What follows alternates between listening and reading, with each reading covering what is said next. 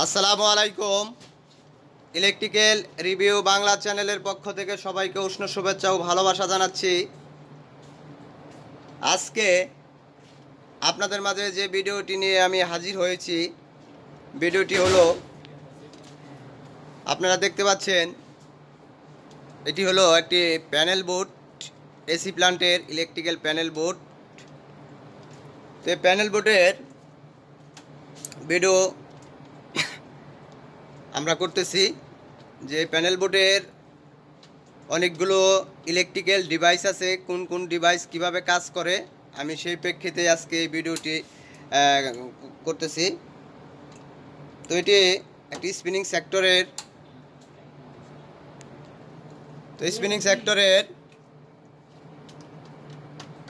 AC প্ল্যান্টের panel board. এখানে আমাদের এই যে দেখেন ইলেকট্রিক্যাল ডিভাইস আছে, এ দেখেন এখানে অনেকগুলো এমসিসিবি আছে। তো মূল আছে একটি, ওই যে ওই বড়টির সাহায্যে আমরা সবগুলো এইখানে লাইন ডিস্ট্রিবিউশন করছি। তো এখানে আমরা এই এমসিসিবি, তারপরে এমসিসিবির পরে হলো আমাদের ওভারলোড।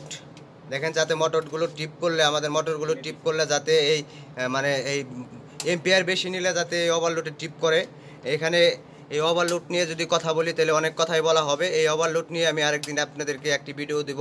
তো যাই হোক, এখানে মোটর যাতে না পুড়ে, মোটরে ফেস মিস করলে বিভিন্ন কারণে ওভারলোডটি টিপ করে এম্পিয়ার বেশি নিলে, এটি হলো ওভারলোড।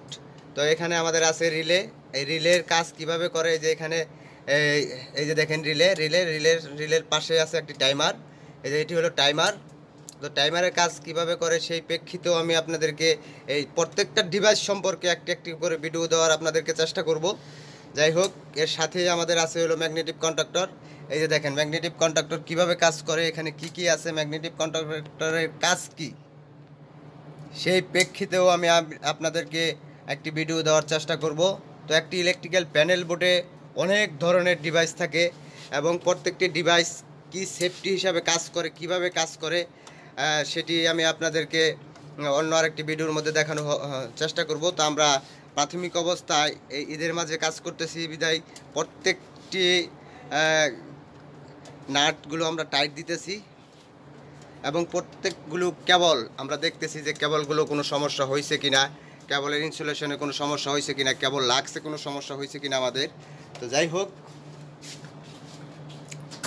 এটি হলো এই কন্ট্রোলিং প্যানেল। দেখেন এই যে কন্ট্রোলিং প্যানেলে যে ট্রান্সফর্মার আছে আমাদের এখানে তিনটি। এখান থেকে ভোল্টেজ বের হয়েছে, বিভিন্ন ভোল্টেজ বের হয়েছে, 24 ভোল্ট বের হয়েছে, 110 ভোল্ট বের হয়েছে।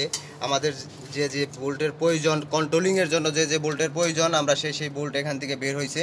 তো এই কন্ট্রোলিং কেন ব্যবহার করা হয়, এই কন্ট্রোলিং দিয়ে আমরা কী করি, কন্ট্রোলিং ভোল্টেজ দিয়ে আমরা কী করি, এই 24 ভোল্ট, 110 ভোল্ট এবং 220 ভোল্ট দিয়ে আমরা কী করি, সেই প্রেক্ষিতেও আমি আপনাদেরকে একটি ভিডিও দেওয়ার চেষ্টা করব। আজকে প্রাথমিকভাবে আমি আপনাদেরকে একটি ধারণা দেই। এই কন্ট্রোলিং হলো আমাদের ম্যাগনেটিক কন্ডাক্টর, ধরেন বিভিন্ন ভোল্টেজের হয়, 24 ভোল্ট, 110 ভোল্ট এবং 220 ভোল্ট এবং 440 440 ভোল্টও হয়। তো এই কন্ট্রোলিং এইখান থেকে ভোল্টেজ বের করে আমরা এক্সট্রা একটি ভোল্টেজ বের করে আমরা এই যে এখানে এই যে ম্যাগনেটিক কন্ডাক্টরগুলোকে ধরাইছি, এই ম্যাগনেটিক কন্ডাক্টরগুলোকে ধরাইছি। যাই হোক, এখানে দেখেন এই যে এমসিসির ভিতরে আমরা এই যে সিটি লাগিয়ে দিছি। এই সিটিগুলো কিভাবে কাজ করে সেটির প্রেক্ষিতেও আমি আপনাদেরকে একটি ভিডিও দেওয়ার চেষ্টা করব।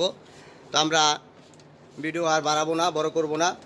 তো আমরা বন্ধের মধ্যে এই ধরনের কাজ করে থাকি। ইলেকট্রিক্যালের বিভিন্ন টার্মিনালগুলো চেক দেই, মোটরের টার্মিনালগুলো চেক দেই।